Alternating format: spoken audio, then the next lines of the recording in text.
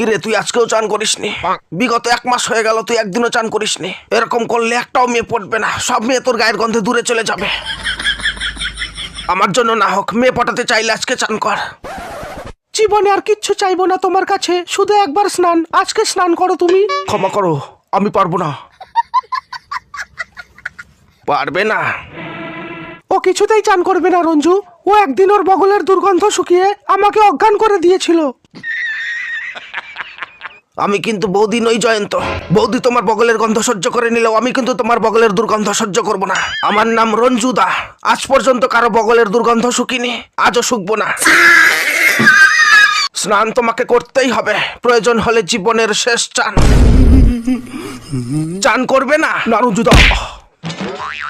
বল, স্নান করবি কিনা বল।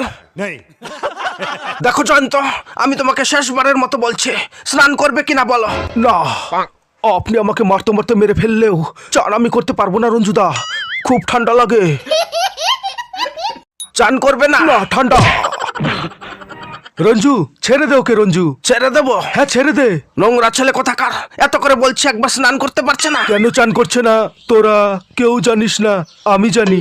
अच्छा জয়ন্ত যদি চান করে তাহলে আর ও হয়তো কোনোদিন বাবা ডাক শুনতে পারবে না। বাবা হতে পারবে না? কেন? জয়ন্তকে হঠাৎ একদিন পাড়ার লোকে ধরে স্নান করিয়েছিল।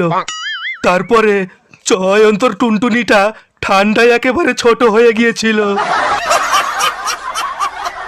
তোকে আর চান করতে হবে না রে।